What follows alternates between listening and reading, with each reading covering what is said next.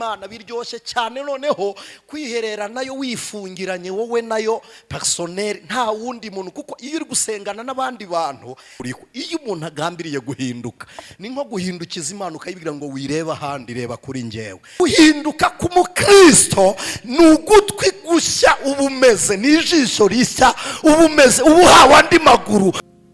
Umuntu utarahinduka muri ubu buzima bwa kamere bwo kwizera ntabwo azahindurwa ngo ase na Kristo kuko Kristo azahindura umuntu wahinduwe n'amaraso ya Kristo. Ijwi ry'umukanguzi. Imana mashi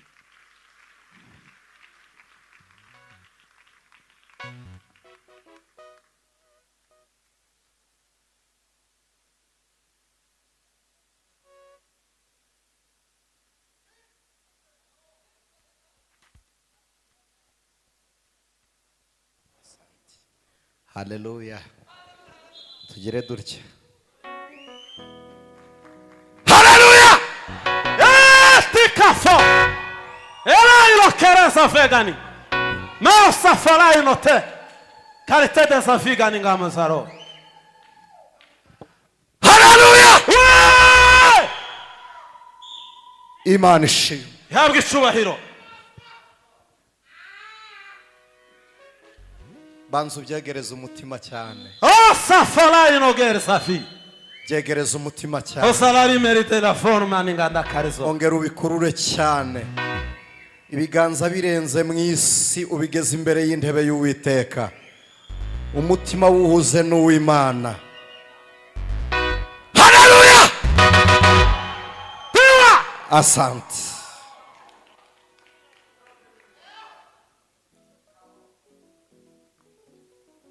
Katubumbure Bibiliya zacu.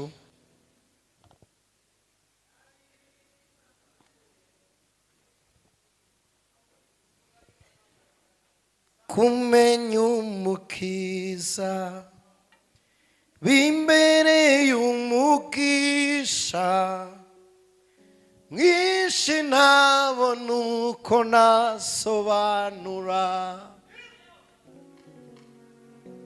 urukundo rwenda rwumvise rungize ku mutima dumva imbaraga nyazo zibohora. Imana ishimwe, Imana ishimwe. Haleluya. Umwami ni mwiza dumva imbaraga nyazo zibohora. Asante Yesu. Mubwira shira amanga. Haleluya. Umwami ni mwiza pe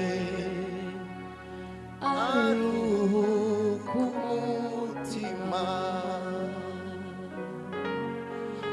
Mubwire gutinya umwami ni mwiza pe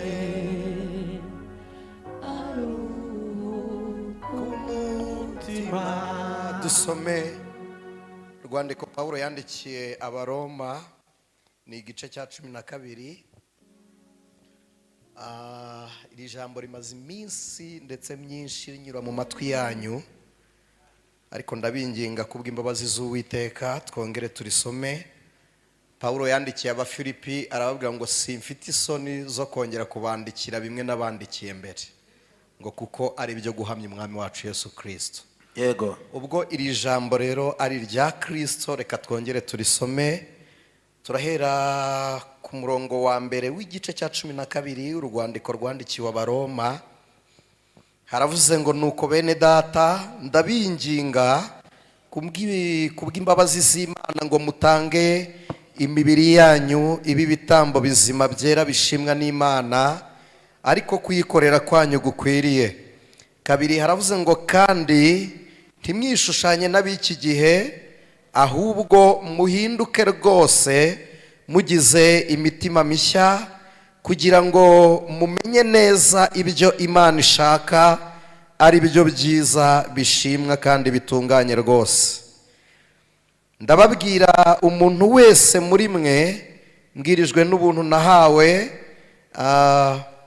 mwe kwifata uko mutari, ahubwo mutekereze mwitonze nk'uko Imana yagereye umuntu wese kwizera. Dusoreze ku murongo wa 4. nk'uko mu mubiri umwe dufite ingingo nyinshi, kandi ingingo zose zikaba zidafite umumaro umwe. Amen. Ndaza kubinginga dusome rwandiko nanone Paulo yandikiye Abagalatiya igice cya mbere, ngendereye umurongo waho wa 4, ariko turahera ku murongo waho wa mbere. Abagalatiya igice cya mbere murongo waho wa mbere dusoze n'umurongo wa 4. Haravuze ngo Paulo intumwa itari y'abantu kandi itatumwe n'umuntu, ahubwo yatumwe na Yesu Kristo n'Imana Data wa twese yamuzuye, nge na bene data turi kumwe bose turabandikiye mwebwe abo mu matorero y'i Galatiya. 3 aravuze ngo ubuntu bube muri mwe n'amahoro biva ku Mana Data wa twese no ku mwami wacu Yesu Kristo. 4 haravuze ngo witangiye ibyaha byacu ngo aturokore iki gihe kibi cya none nk'uko Imana Data wa twese yabishatse. Amen. Mwakire neza iri jambo ry'Imana. Reka mbasabe tubumbe Bibiliya tuganire ku ijambo ry'Imana.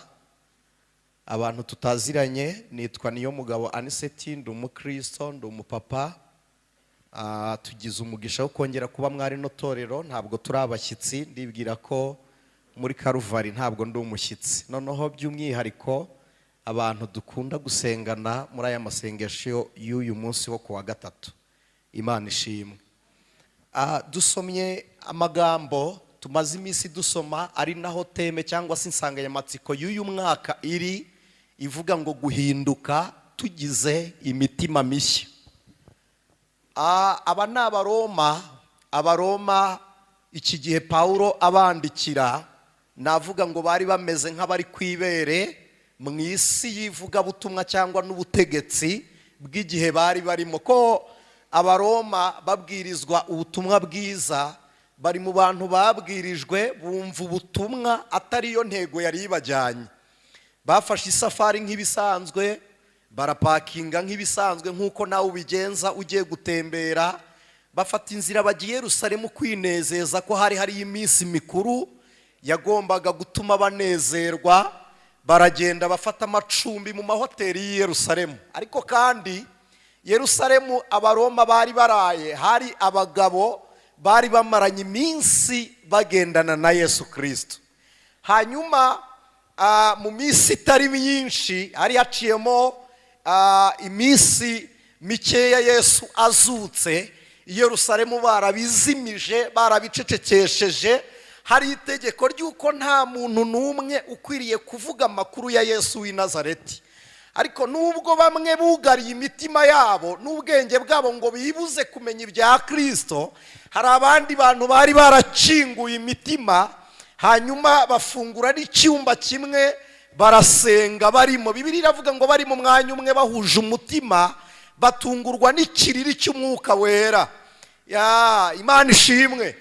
Batungurwa n'ikiriri cy'umwuka, hanyuma batunguwe n'ibintu byinshi, ariko kimwe haje ikiriri cy'umwuka, arizo mbaraga z'umwuka wera zihindura abantu bemera umwuka. Hanyuma haza n'ururimi rw'umuriro. Ururimi rw'umuriro rwigabanyamo ibice, buri muntu ahabwa umwuka wera mu ishusho y'umuriro. Umuriro winjira muri we. Nasomye ijambo ry'Imana rimbwira uburyo Yeremiya yaganiriye n'Imana, arayibwira ngo ibi bintu birandusha uburemere, nagacecetse simbivuge. Aravuga ngo ariko iyo mbicecetse numva ari umuriro ugurumira mu magufwa urimo uragurumana, ngashiduka nabivuze. Ababigishwa nabo batunguwe n'umuriro, umuriro ubinjiramo. Imana ishimwe. Bibutse ko umuriro ni kimwe mu bintu Imana yagiye ikoresha ituma abantu bagiye bakunda kuba intagondwa cyane. Mwibuke umugabo witwa Yesaya yarabivuze, yatanze ubuhamya bwe, umuririmbyi nawe arabuvuga. Aravuga uburyo Yesaya yakubiswe ikara ku munwa, ashyuhijwe n'umuriro, aravuga ngo noneho uze untume. Ndi gushaka ko tuganira ku ijambo guhinduka no kugira umutima mushya. Yesaya arabivuga, aratura, aravuga ngo naturanye n'abanyaminwa yanduye, nifatikanyije n'inkozi z'ibibi. Aravuga ngo ariko ubwo umaze kumpinduza umuriro wawe kubw'ikara ryaka nkojejweho, aravuga ngo noneho ndakwemereye waza ukantuma. Uwo ni umuriro. Igitabo cy'Abaheburayo 1, je pense que ari umurongo wa 6, harabivuze ngo ahindura abagaragu bayo kuba ibirimi by'umuriro, n'abamarayika akabahindura umuyaga. Hanyuma kandi umuriro watumye Abisirayeli bagira imbaraga mu gihe cy'umwami witwa Nebukadinezari. Yafashe abahungu 3 abakangisha umuriro, aravuga ngo nimujyamo murashya. Abagabo barahindukira baramureba, arababwira ngo Imana yabarokora ukuboko kwanjye niyihe. Ntabwo yababwiraga ukuboko kwabaterura, yababwiraga ukuboko kungana n'amakuba bari kureba. Barahindukira baramubwira ngo iyo dukorera, Imana dukorera, iyo twizera, Imana dukorera yatumye twicara muri Karuvari, Imana dukorera, aravuga ngo iyo dukorera ibasha kudukiza ukuboko kwawe Nyagasani. Aravuga ngo ariko naho itadukiza, nta cyatuma tukwikubita imbere. Kugira umutima no guhinduka bituma Imana ikugira icumbi, Imana ikubonamo ubuturo bwayo. Iyo uhindutse Imana ikubona nk'inyundo yayo isenya ibintu byose byubatswe hatariho ubushake bw'Imana. Umuntu wese uhindutse Imana imugira ukuboko ko gukora ibitangaza, kandi umuntu wese uhindutse Imana inyura muri we. Haleluya! Umuntu uhindutse Imana yishimira kumwitirirwa. Aba bahungu bahindutse rwose, bagize umutima mushya, bajugunywa mu muriro. Imana aho barebaga nk'umuriro hahinduka uruganiriro. Baganira n'umwana w'intama w'Imana. Nigeze nabaza umugabo umwe, n'umuhanga muri teoloji, hari amagambo basaduraka bigeze baganirira mu itanura ry'umuriro, mwaba muzi ngo muyatubwire. Ntitwayamenye. Niba ari inkuru yari kuryoha, ni amagambo baganiriye n'umwana w'intama w'Imana bari mu muriro. Bari kumubwira ngo dusanzwe twambaye umubiri ushya, ariko ntituzi impamvu tutahiye. Ubundi umuntu uhindutse arenga kuba umunyamasezerano gusa, aba ari supernatural, aba ari ikiremwa kidasanzwe. Kuko umuntu uhindutse ntabwo bisaba Imana kugukura aho utuye, oya, ahubwo iba yizeye ingano y'uburemere bw'ibiro by'agakiza biri muri wowe. Paulo yarabivuze, aravuga ngo ndinginga Imana ngo ibahe ubwenge ngo n'umwuka ngo bitume muhishurirwa Kristo Yesu. Ubwo bwenge n'umwuka bibatere kumenya Imana. Imana ishimwe. Umuriro, hari teoloji liberali ikomoka mu Bagiriki isenya ubu buhamya bw'umugabo witwa Yohana, ariko n'ukuri 100%. Hari n'ibindi mutabwiwe kwa Yohana, ko Yohana ari mu bantu bameze amaboko abiri. Yohana bamuciye ukuboko ari ku kirwa Ipatimo, mu gitondo baje basanga n'ubundi afite ukundi kuboko. Ko baramubwiye ngo impamvu uri kwandika ibi ngibi nuko ufite ukuboko wandikisha. Ibyo yeretswe ari kubyandika, baramubwiye ngo impamvu ubyandika nuko ufite ukuboko. Twaragukubise ngo ureke Imana ntiwayireka, twaragushyize mu ngunguru ngo ureke Kristo ntiwamureka. Baravuga ngo kugira ngo utabyandika inyandiko zawe ko ziri gukwira muri Aziya, baramubwira ngo turaguca ukuboko, baragukata mu gitondo basanga afite ukundi kuboko, uracyari kwandika iby'Imana yavuze. Haleluya, haleluya. Sinzi impamvu abantu bavuga ngo ibyo ntibyashoboka, sinzi impamvu babivuga kandi baza amateka y'inayini. None se ari ukurema ukuboko no kuzura uwapfuye cyari kigoranye n'iki? Sinzi impamvu abantu bajya batinda kuri Kristo. Naratangaye, umugabo umwe ari kumbwira ngo we wumva byashoboka ngo ko Imana yafata igikona ngo kikikorera umutsima gishyira Eliya. None se ko byashobotse ko inyanja yikorera umuhanda wambutsa Abisiraheli? Haleluya. Kubera iki ari ibyo bitashoboka? Yohana ari mu bantu bashyizwe mu muriro, mu ngunguru, abikozwe muri 96 nyuma ya Yesu Kristo, abikorewe n'abagabo bo kwa Domisiyani. kwa Domisiyane bashyira mu ngunguru baracanira baratwika umugabo yanga gushya. Ntabwo ari we wenyine wahamirije mu muriro. Hari umugabo witwa Forekaripe wayoboye itorero rya kabiri ryitwa Simuruna mu byahishuwe. Baramufasha bamutwikira mu kigirwamana baramuga ngo ihakane Yesu. Aravuga ngo tumaranye imyaka 95. Aravuga ngo aya makuba mubona yatuma mpinduka ku mwami wanjye ngo ari kumunyegereza. Aravuga ngo uko mutyaza ubugome bwanyu mwongera amakuba ngo biratuma negera umwami. Haleluya. Imana ishimwe. Yabwe icubahiro. Rero umuriro uri mu bintu Imana yagiye ikoresha ihindura. Rero abaroma bakira ubutumwa bwiza babwakiriye buturutse mu bagabo bahindutse rwose. Bumvishe guhamya kwa Kristo kuvuye mu bantu bahindutse rwose. Bari bamaze iminsi biherereye n'Imana. Biraryoha kwiherera n'Uwiteka. Nuko ari bice cyane mu bantu, ni bice cyane mu bantu banone kwiherera n'Imana biryoshye cyane. Noneho kwiherera nayo wifungiranye wowe nayo personnel, nta wundi muntu, kuko iyo uri gusengana n'abandi bantu hari amagambo utavuga kugira ngo batayumva. Mu Bisirayeli kugira ngo abo bantu bafite ibyo bavuga bari guhisha abandi kugira ngo nabyo babivuge, hari injyana yabaga mu rusengero bitaga injyana yitwa gititi. Ukagenda unyeganyeza umunwa ariko utabivuga, ukagenda unyeganyeza umunwa, Imana yumva ireba n'ibiri mu mitima ikamenya ibiri byo. Kwiherera n'Imana, abagabo bariherereye n'Imana bamara iminsi 10 baganira kuri Kristo Yesu. Baganira kuri Kristo iminsi 10 yonyine. Hari abantu muzi ububyutse buza ntabwo bwazanywe n'Abaswede gusa. Abaswede bakiriye umwuka wera babwirijwe nanone n'abagabo babiri bari muri Amerika, baricara baravuga ngo ko yiyeretse ababigishwa basenze iminsi 10, twe twafashe indi minsi tugasenga. Bo bageze ku munsi wa 7 umwuka arabamanukira, nibo babwirije Suwede iza kubwiriza Afrika, itsinda ry'Ababetani. Iyo umuntu yihereranye n'Imana afite umutima ashaka guhinduka, ubusanzwe umukristo ahinduka kabiri. Bwa mbere duhindurwa mu mitekerereze n'umwifato wacu turuka muri kamere. Umuntu wese ufite ishyaka ryo guhinduka mu mitekerereze n'umwifato w'imirimo yacu cyangwa se muri kamere, Imana irakureba, ijisho ry'Imana riba rikuriho. Iyo umuntu agambiriye guhinduka ni nko guhindukiza Imana ukayibwira ngo wireba ahandi, reba kuri njyewe. Ko Bibiliya iravuga ngo umuntu wifuza ibyiza Imana ijya imuramburira ikiganza. Umuntu wifuza Imana, Imana imuhaza ibyiza. Ikibabaje mu rusengero tugira ubuzima buryoshye, ku buryo buri muntu wese ashaka kuryoherwa n'ubuzima bwo mu rusengero, ariko ntaryoherwe n'impinduka z'abantu bakuriye guhurira mu rusengero. Noneho bigatuma abantu benshi baba mu rusengero badahindutse, ku buryo baramenya bagahimbaza, ku buryo babwiriza bakabyina ariko bagikunda agacupa. Ku buryo adahinduka, imbaraga ze ntizituruka mu mwami, ziraturuka mu bindi bintu yishingikirijeho.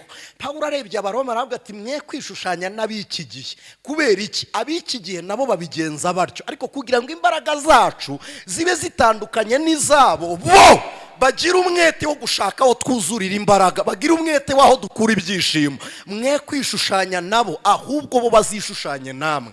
Ariko ikintu kibabaje nuko twebwe dushaka gusa n'abandi kuruta uko abandi basa natwe. Dushaka kugenda nk'isi kuruta uko isi yagenda nkatwe. Ariko kandi umuntu wese ugambiriye guhinduka, Imana imuramburira ikiganza. Guhinduka rero tugize imitima mishya. Umutima ntabwo tuvuga nk'inyama, umutima ni imigambi y'umuntu. Kuvuga guhinduka, muri wowe hari ibintu byinshi ugambirira, muri wowe hari imitekerereze myinshi ufite rwose. Kuvuga ngo duhinduke tugize imitima mishya, ese ubundi umuntu arahinduka iki? Yesu yaduhaye urugero, Kristo yaduhaye urugero. Nkunda Yesu. Narababwiye abantu dukunda kubana mu gatatu, narababwiye ngo nkunda Yesu, ngakunda kuvuga ngo ndi umukristo, ndabikunda gusa kumwitirirwa birahagije. Yesu kugira ngo duhinduke yarashoye, kugira ngo twebwe duhinduke yatanze igishoro. Bibiliya iravuga ngo yabonye ko kwitwa Imana atari ikintu cyo kugundirwa, aravuga ngo kuba ndi Imana ariko mfite ubwoko naremeye budahindutse, reka mbe mbisize. Afata ubumana ahaguruka kuri ya ntebe. Rescatology iravuga ngo iyicara kuri ya ntebe irahaguruka ibumbura igitabo. Ngo mu ijuru babibonye batangazwa n'ubwo bwitange, bahera ko bafata inanga bararirimba ngo icyubahiro n'ubutware n'ibyicara kuri ya ntebe. Ariko nubwo bari kumuririmbira bamubwira ngo icyubahiro n'ubutware n'ibyawe, bari kubiririmba abyambura. Bari kuvuga ngo icyubahiro ni icyawe, akavuga ngo nacyo sinkijyanayo, akagisiga mu ntebe. Ubutware n'ubwawe nabwo simbwambara, ntabwo manuka mbufite. Iyo yambara ubutware yari kwica twebwe abari abagaragu, yari kutumaraho, ariko nabwo arabudepoza busiga ku ntebe. Baravuga ngo ubwiza n'ubwawe arabwambura abusiga ku ntebe. Bibiliya yavuga ngo yambara kamero k'umugaragu nawe w'imbata. Kwambara kamero k'umugaragu ndetse w'imbata kugira ngo wowe uhinduke. Aza kugendera mu mubiri kugira ngo atwigishe ingendo, aza gutura mu mubiri kugira ngo atwigishe umwifato. Nasomye ijambo ryanejeje ngo ntajwi na busa rizava mu kanwa ke, ngo azaba ameze nk'intama igiye gukemurwa ubwoya, ngo nk'uko icecekera imbere y'abayikemura, ngo nawe niko azaba ameze. Bavuga irindi jambo ngo nta n'urubingo rusadutse ntazaruhungabanya. Arongera aravuga ngo kandi n'umwotsi ushumba ntazigera wuzimya. Yesu ni igitangaza. Guhinduka tugize imitima mishya bidutera kumenya urukundo rwa Kristo no kwihanganira abantu tubana nabo, kuko umuntu utarahinduka ntagira kwihangana. Ariko iyo wahindutse ushobozwa rwose n'imbaraga zaguhinduye, zituma wihanganira abandi ukavuga ngo ubwo ari njye wari umeze gutya, n'uyu azahinduka. Kandi nta muntu uhinduka ataremera ko ateye nabi. Ntabwo wahinduka utaremera ko uteye nabi. Nabatuma mukantumikira byakunda, byashoboka. Mbariza umuntu muri kumwe ngo uteye neza.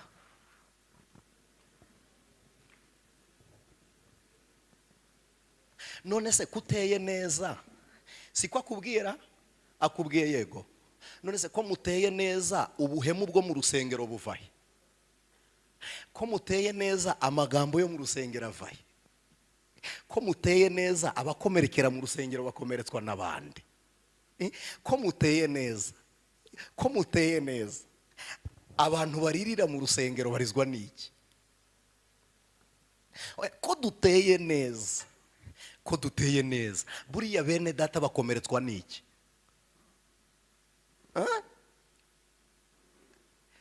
Bararakaye. Ko duteye neza abaririra hano barizwa n'abandi. Nta muntu ushobora guhinduka atemeye ko ateye nabi. Reka nkubwire ukuntu uteye nabi. Iyo wasenze ifiriti yonyine gukura mu masengesho, ikirayi bakase bagashyira mu mavuta, ako ka operasiyo gusa kabaye ku kirayi kagukuraho. Uburyo uteye nabi, itasi gusa umukozi yamenye ituma umubwira ngo taha. Uburyo uteye nabi, izuru gusa rihita rigutandukanya n'abantu. Umva imiterere yawe, izuru gusa kuko mutari huje nawe itungu uti ntabwo uri uwacu, katira. Umva imiterere mibi. Ntabwo ushobora guhinduka utemeye ko uteye nabi. Nibyo. Ntabwo ushobora guhinduka utaremera guteye nabi. Na bamwe bakubwira ngo uteye neza biterwa n'amaso yabo. Ujye umusubiza ngo biterwa n'amaso yawe. Niyongera kubisubiramo umubwira ngo biterwa n'intego wandebanye. Ariko burya nawe urabizi. None uteye neza nawe ubwawe hari ibintu ujya wigambiriraho bigahindagurika. Gute se kandi nawe kamere yawe igifasha isi kukubabaza? Abaroma baje i Yerusalemu bashikira iruhande rw'icyumba kirimo abagabo bahindutse rwose. Icyama umuntu ugera mu rusengero aribwo bitangira, Imana ikajya imuhuza n'abantu bahindutse rwose. Icyama abantu mukeneye ababasengera, Imana ijya ibahuza n'abantu bahindutse rwose, bafite umutima musha. batishushanya n'ab'iki gihe cya none. Imana iguhuze n'umuntu uhindutse. Niba guhinduka bigutinya, Imana iguhuze n'abahindutse. Ariko kandi niba ugiriye umugisha ku munsi wa none kuwiteka, Imana iguhindure rwose. Imana iguhindure rwose. Hari umugabo twaganiraga yarakoze akadefo abangamiye umugore, arangije aratubwira ngo niba ariko nteye se, ntamwana ntabwo bisobanuye ngo uko uteye tubishime. None se niba uteye nabi se ngo ngewe niko nteye, ariko nyine niko uteye nibyo, ariko uteye nabi. Wasenga ukifatikanya n'abandi kwiriza ubusa, sinjya mbishobora kandi niko nteye. Kubera iki se udashaka guhinduka? Ko guhinduka bishoboka, ko guhinduka biriho, kubera iki uteye nabi? Abantu bataremera guhinduka muri kamere,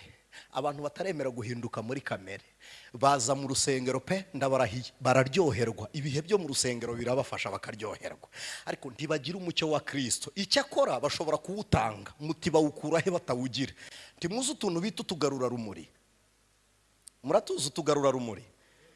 Utugarura rumuri nti tugira itara, ariko iyo umuntu ufite itara cyangwa itara ry'imodoka rikamuritseho, akagarura rumuri kagarura urumuri ku buryo karutanga wakareba kagutantuka, aka kantu karamurika rwose, kaba kanashayininga, kandi iyo gahuye n'urumuri rwinshi karashyuha.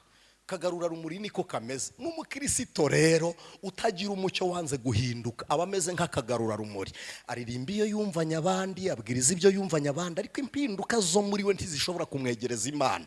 Icyakora kandi ashobora no kuvuga amagambo y'imbere y'Imana, kuko yahuye n'abagezeyo barayaganira. Bene uyu muntu wakagarura rumuri, Imana izakurinda umukristo uteye gutya wakagarura rumuri, agarura urw'umumurikiye. Ahuye n'indaya abayo, umubwiye tujye mu kabari ajyayo, nyine biterwa n'icyamumuritseho, cyose ari preza, cyose aritaba. Nakagarura rumuri, niba hari mu mwijima karahita gatuza akavuga ati noze ko nta mucyo hari, mbigenze nte? Bene uyu muntu urayamureba akakubwira ati ariko musubije kuriya kuko nawe ari kwambwiye. Kuki uvuga nabi? Nawe yarambwiye nabi. Nakagarura muri agusubiza ibyo nyine, nta byo guhinduka, nta bimurimo. Nababwiye umugabo nakunze kandi bene uyu muntu agendera imbere ya Yesu ntacyo bimutwaye. Sinabwiye inkuru ya Petero yacuze inkota ayigendana atayihisha, ayitera kwitako. Ntabwo Petero yabihishaga, yagendanaga inkota iri ku mugaragaro, kugeza ubwo umugabo aje gufata Yesu. Petero ntiyatemye umuntu wari uje gufata Yesu, yatemye umugaragu wari uje gufata Yesu. Amurebye araho ati we turangana, hita katugutwi kugwa hasi. Yesu aragutora gucomekaho. Petero aramubwira ati subiza inkota mu rwubati. Ntabyo guhinduka, arumva intambara ikiraho, azarwanisha inkota ye, ntacyo bimubwaye. Aramubwira ngo intambara si y'umubiri, uru rugamba si urw'umubiri, ni urw'umwuka. Aramubwira ngo inkota yisubize mu rwubati, kandi yumvise ko nta kizamara mu by'ukuri. Aho kugira ngo ayijugunye, arongera yisubiza mu rwubati. Arebye ugutwi Yesu ashyizeho, Petero yifata nkaho ntako yigeze aca, aratuza. Areba ugutwi kuriho. Abantu batarahinduka mukomeretsa abantu Yesu yabomora, ukagira ngo ntabo mwari mwakomerekeje. Nuko ikiganza cya Kristo cyabakozeho, ariko abantu bari bashize. Petero nawe yibombarika nkaho nta gutwi yaciye, kandi burya yari yagukase nuko Yesu yahabwobotse. Arangije gucomeka, Petero agenda n'inkota. Ariko kuri uyu munsi wa Pentekote usohoye, umuriro umanukiye, Petero yamenye ko hari izindi mbaraga. Haleluya!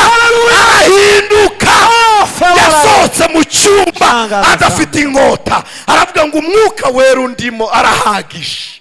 Haleluya. Bamvu wange guhinduka nuko wibwira ko imbaraga zawe ziruta za Kristo, ariko umenye ubwinshi bw'imbaraga zo kwakira Kristo Yesu, umenye ubwinshi bwo kureka Yesu akirwanirira.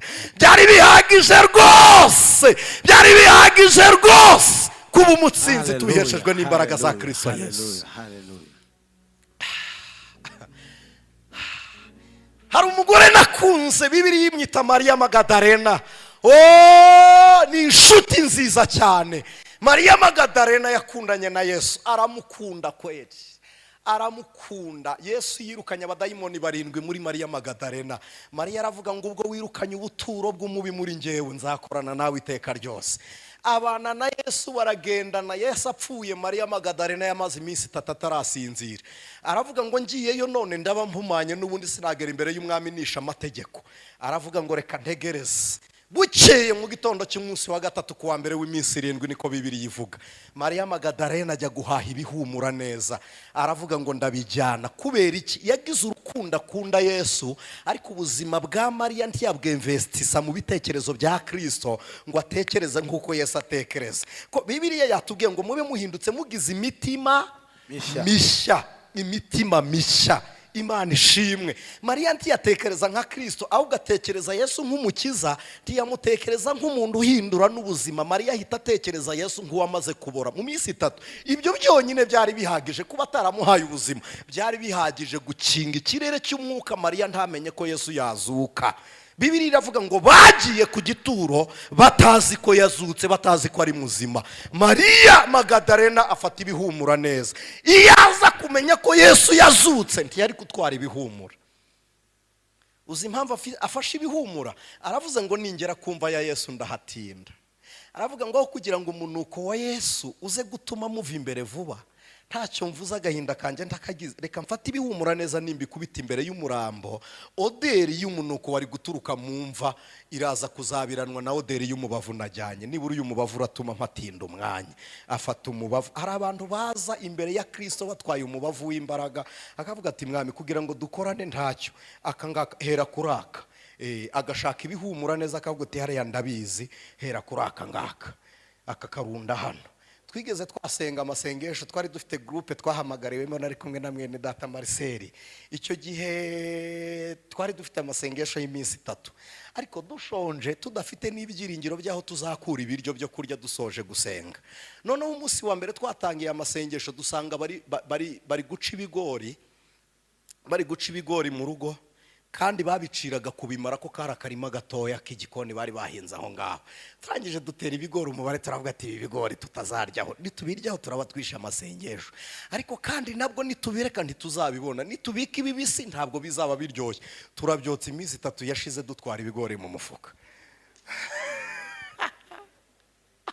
Hari abantu bishakira ibihumura neza baje imbere y'imva ya Kristo, akavuga ati Yesu turi kumwe, inzara ni danje, ntabwo akangaka nakanyuraho. Akavuga ati reka nishakira ibihumura neza. Mujya mwumva ukuntu dukoresha imvugo ngo bagarira yose ntuzuru irizera, bagarira yose. Burya ubushaka ibihumura neza ubifite ubumeze nka Mariya, nibyo uzi Kristo Yesu, ariko ntabwo uramwizera uburyo bw'impinduka y'ubuzima ngo nawe aguhindure. Mariya yikorera ibihumura, ajya kumva aravuga ngo nimbigezayo, nibura nimbigezayo biraza gutuma mpatinda umwanya. Ashaka ibihumura neza, arabishaka, ashaka ibihumura neza, arabifata arabijyana.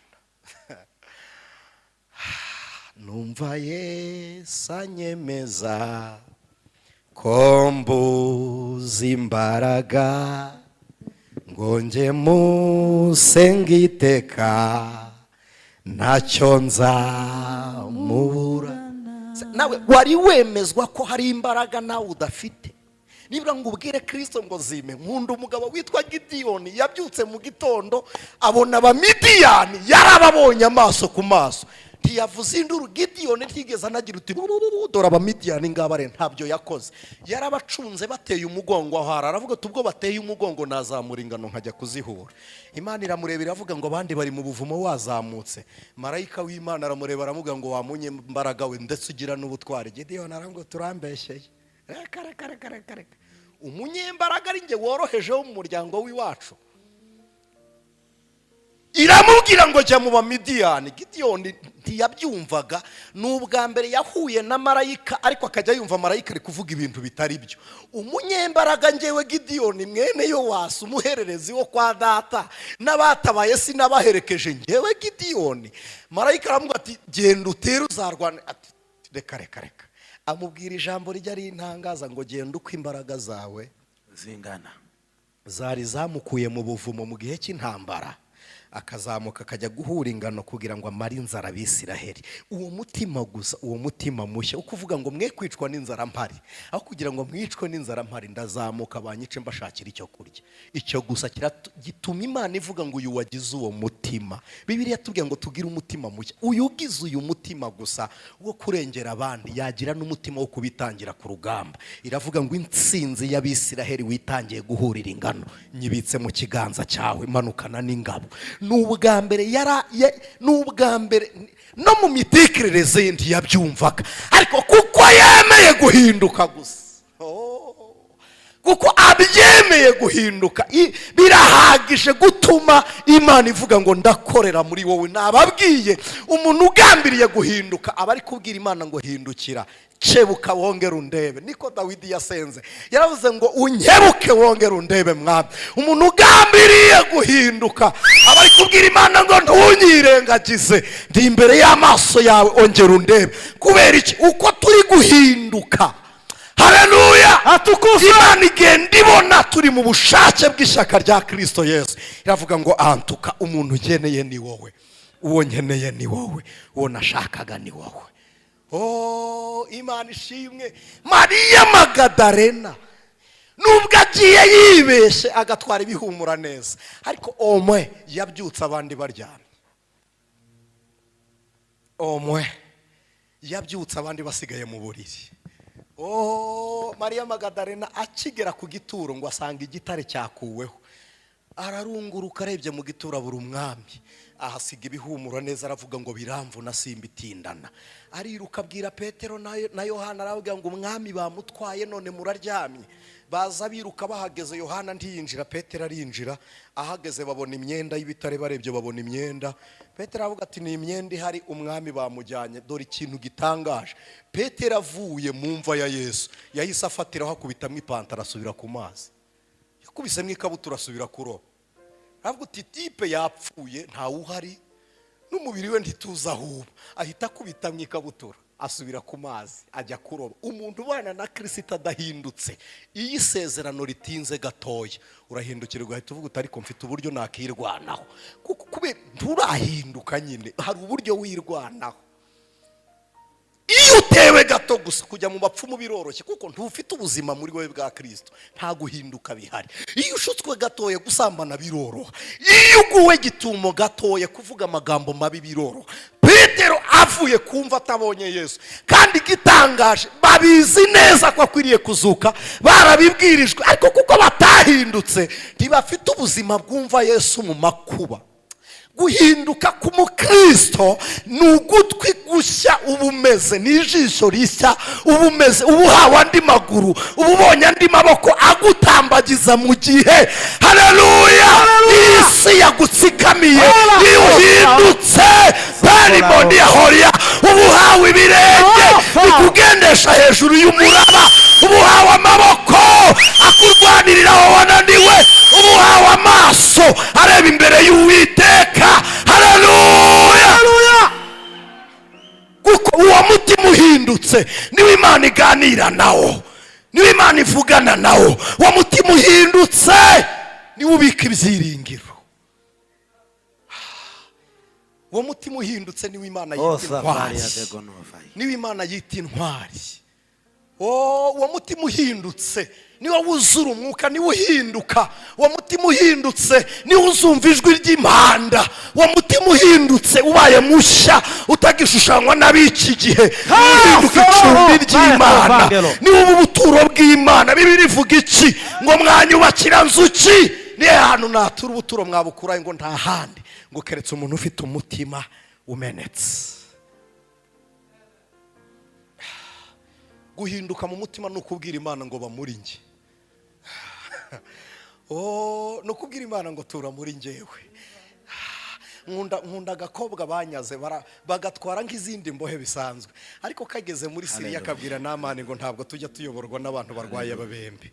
Aravuga uti wakatiye iwacu ko hariyo umuntu w'Imana, subirayo hariyo umuntu w'Imana aragukiza. Namani ahita ashishimura urwandiko arwandikira umwami, umwami aca imyenda. aciye imyenda Elisa aravuga ngo uwo muntu ntakagukange munyoherereze. Elisa ntiyabyuka ngo anabonane nawe, abwira Gihazi aravuga ngo genda umubwire yibire 7. Abitewe n'iki? Nagakobwa gafite umutima wo kumenya imbaraga z'Imana yiwabo, kuba azi imbaraga z'Imana yiwabo birahagije kumubwira ngo subira iwacu hari umuntu w'Imana. Iyo ufite umutima uhindutse uba adresse, uba ikirango cyiza kiranga Imana. Petero ayitakata asubirayo. Petero arakata asubirayo ajya kuroba. Mariya Magadalena aravuga ngo nabahamagaye ari mu gicuku, ariko ubwo bwakeye sindi buve hano nabonye umwami wanjye.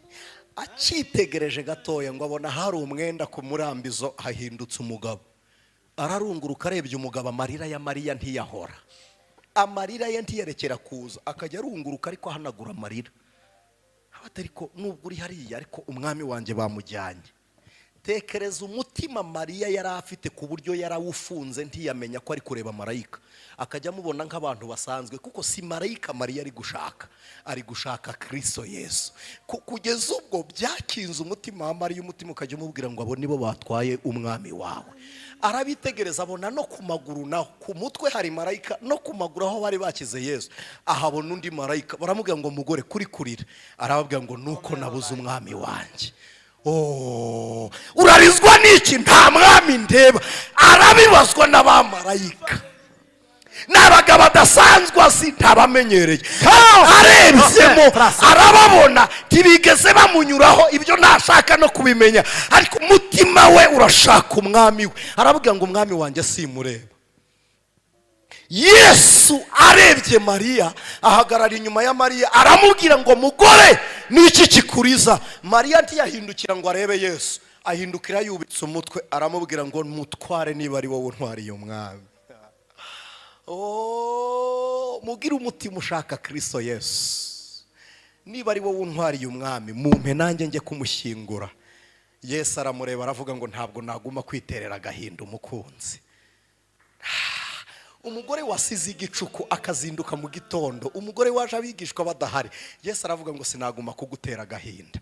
Aramubwira ngo Mariya we, amuhamagara mu izina. Umuntu ufite umutima uhindutse, Kristo iyo agiye kuvugana nawe akora ku buryo ki akubwira uburyo wumva ko ari we, ijwi rye arakubita ku rwego wumva ko ari wa mukunzi.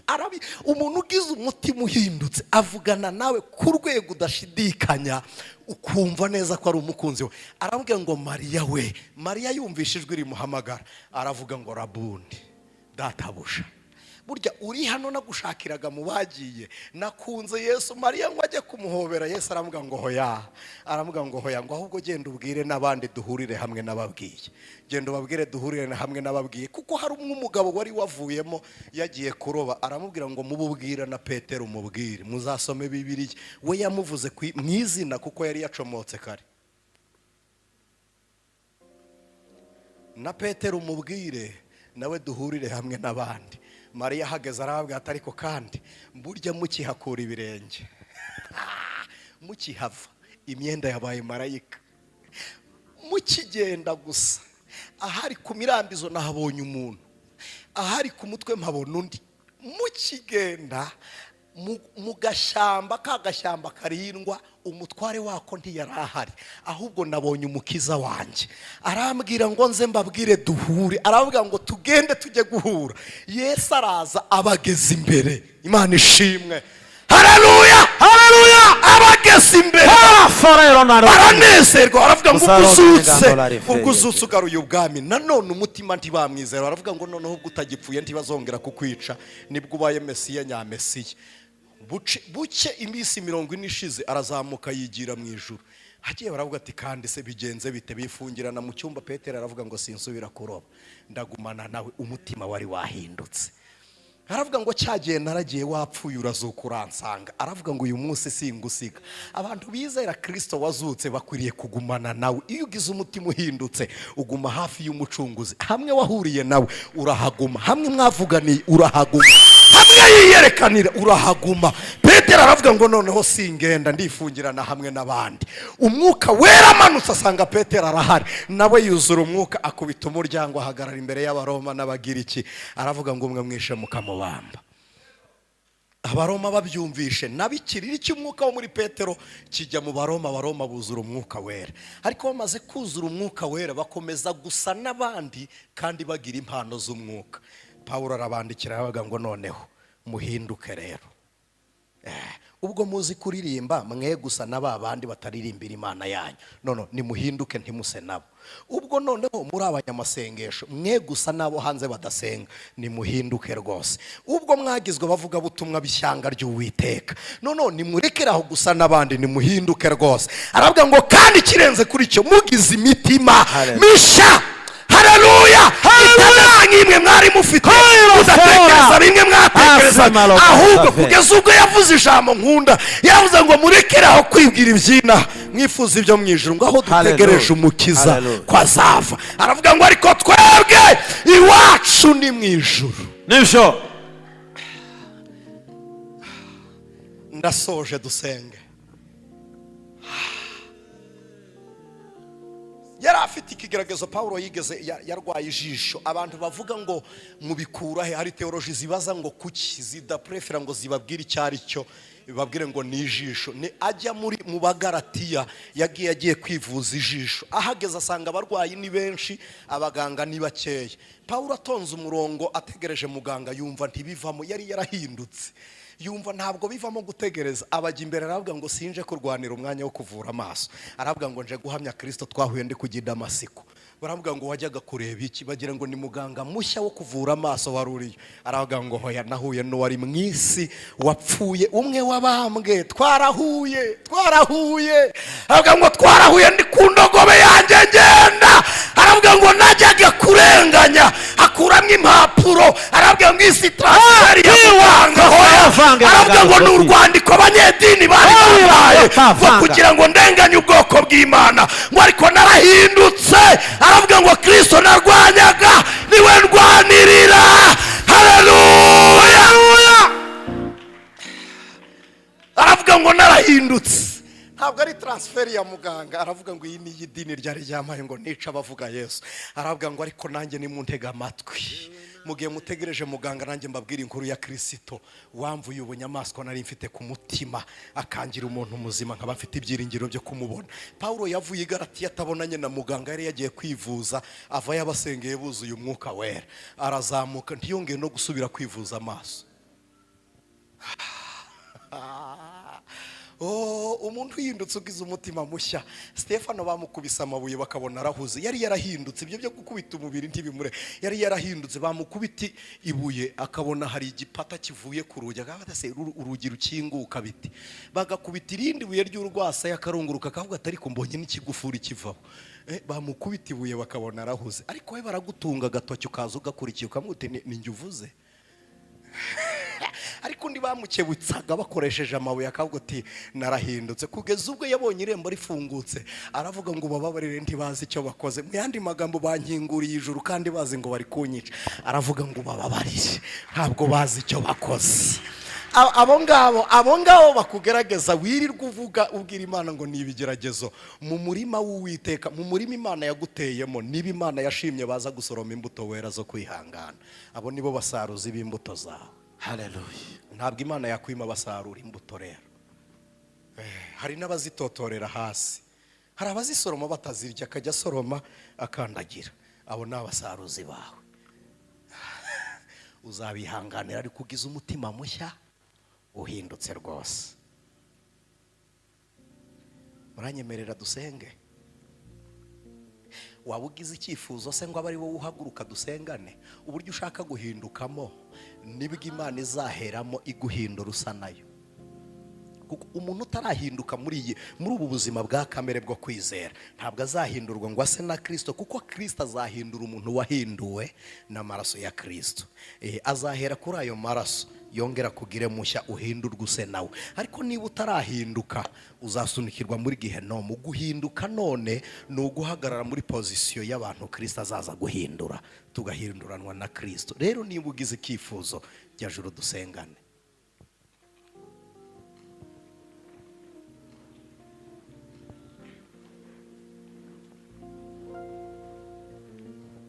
ntabwo biba none, ni intambwe ku ntambwe. Ariko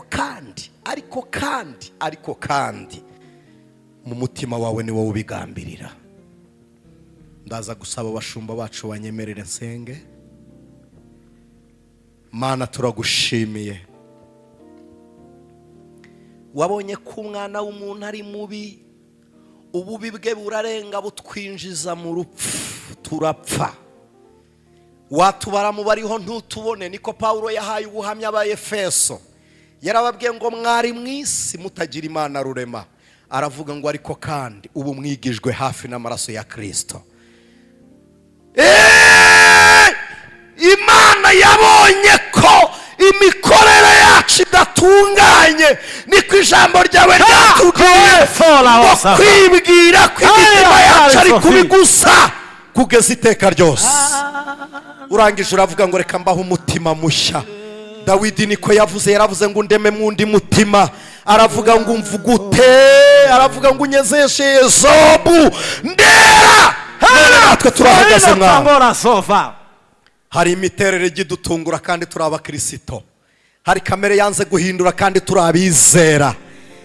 Tuvuga ururimi rwawe ariko hari ahantu tutarahinduka. Twabaye nka Efurayimu, imvi zameza ari urutaru, umutsima uhiye w'uruhande rumwe. Ariko turahagurutse kugira ngo wongere uduhe umutima mushya. Ibiganza byawe nibyo bihindura, turakwihaye. Imitekerereze yacu yihindure, umwifato wacu uhindure, irari ryacu ibizyo guhazwa nawe, ibyo twibwiraga n'inyota yari iri mu mibiri yacu ubihindure, aho kugira ngo tuzane ibihumura neza tuje kugusenga nk'uwapfuye nk'uwaboze. Twongere tumenye rwose ko Kristo yazutse ari muzima, kandi umuzuko wawe ntugaragarira mu kubihamya gusa, ugaragarira mu mbuto twera dushushanya ubuzima bwawe buzima muri twe. Izina ryawe nirihimbazwe. Turagushimiye ku bwawe none n'iteka ryose Yesu Kristo. Amen.